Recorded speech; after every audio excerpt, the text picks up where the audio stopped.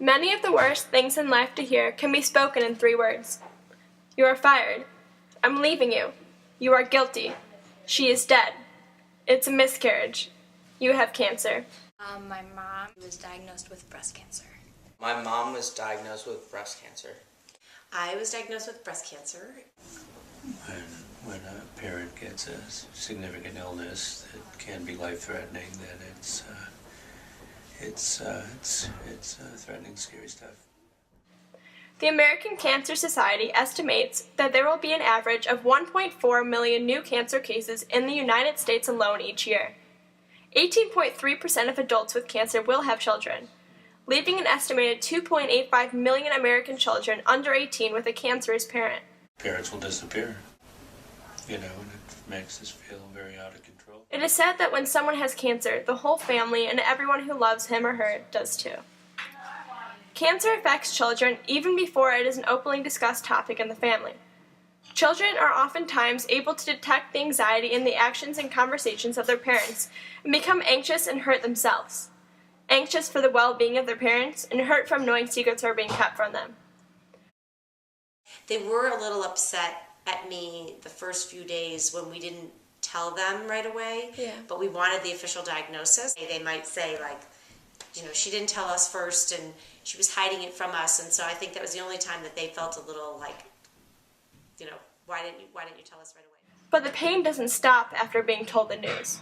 A study concluded that 21% of sons and 35% of daughters, 1 to 5 years after first hearing of their parents' diagnosis, will still experience post-traumatic stress and have clinically significant stress response symptoms. In fact, the study also found that the stress level was higher amongst the children of parents with cancer than in the children treated for cancer themselves.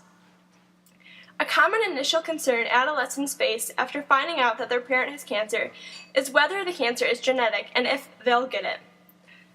The older two are definitely concerned about it. It's definitely something on their mind. Mason did a project at school that he had to interview me for, and he had a lot of questions about the cancer, but it kept, for him, he couldn't finish the interview because it kept coming back.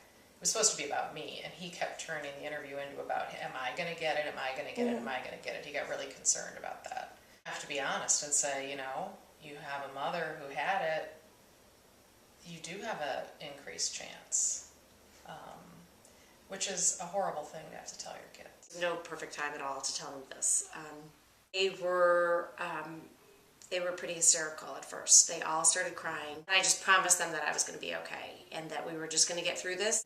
Are you going to lose your hair, and you're going to wear a wig, aren't you? You're going to always wear a wig. You're never going to go around bald, are you? And then my oldest one said, does this mean that we're going to get cancer? These thoughts can debilitate a child emotionally, but support is never far out of reach. Family, friends, and even the community are great resources when it comes to coping. It takes a village. Perhaps the most important person in the coping process is a close friend or relative that is a cancer survivor. They are able to provide a symbol of survival and a beacon of hope and reassurance. And maybe make referral to, since we are a family service agency and we take it and work with it as a family. If you just stuff it inside, if you don't have a place to put it, if you don't channel it in ways that are more helpful, then it's going to play out in ways that are going to be less helpful. To have a significant other is an important part of the grieving, the place to share. There's no substitute for that. At first, I got an overwhelming support from my entire family. They took me so I wouldn't have to see my mom in constant pain or anything. So, yeah. I just tried to make sure I saw them every day and talked to them every day and tried to act like every day I was getting better, which I was. Certificates, and they got a lot of attention. They had to kind of be willing and flexible. They just had to learn that they had to be flexible and be accommodating to whomever it was that was going to help us. The treatment process is one of pain, anxiety, and fear. Yet it is also one of healing, love, and recovery. If anything positive can be taken away from the whole experience, it's a deeper appreciation for the time given on this earth to be surrounded by loved ones. Families are important places. We get stronger with adversity. Yeah, we learn from our experience. And obviously we hope that the parent with cancer will get better. And ain't always the case. It's a long, hard process. Like, I think we like got closer because of it, so I was able to understand more when I got older. So. And Tyler was just a baby. Too young. Yeah. Yeah. So that's the kind of sad part. I don't know for him, you know, at a time when you want your mom to be holding you all the time and feeding you, and then I couldn't do it for 6 weeks. That's kind of hard to think about that. You definitely come out of an experience like this realizing that anything can be taken from you at any time, that your life can change like that, you know, whether it's a car accident or a diagnosis or whatever it is. Really try to live life lighter, not as heavy and not as concerned about maybe little things that really don't matter in the scheme of life. I try not to put too much pressure on my kids. I think my parents put so much pressure on me that I try to not.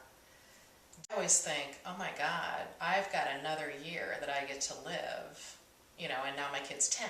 It made me really, really grateful that I get to live this life. Negative because like you wouldn't want that to happen to like Yeah. anyone, but positive because like it kind of brought my mom and I closer, I guess, in like a weird way. But At first, I was pretty angry and I was sad for her. I just didn't want to disappoint her in any way with anything that I do wrong, so I just had to act my best, I guess. Just been a lot more supporting, I think, for her, and I just tried to be nicer to everyone in general.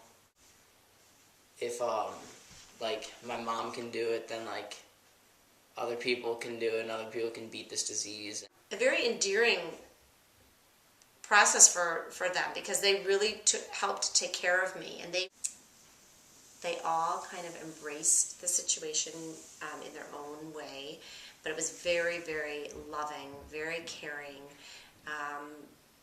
Again, we tried not to make it scary for them. Definitely focused more just on the family and not as much of everything else going around. And when I got the stitches out, he was very sad because he said, I really liked taking care of you, and now you're not going to need me to take care of you anymore. I think they look at it like, wow, we got through that. Yeah. You know, and we're probably stronger because of that. It's never really over. It might just be that you know you don't have to take the medicine anymore, but you're still dealing with it.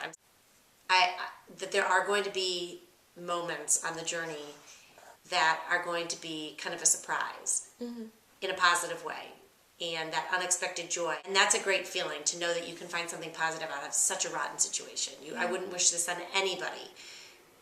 Yet, if it does happen to you or to somebody else that you know, I think to find those silver linings, to find those positive things along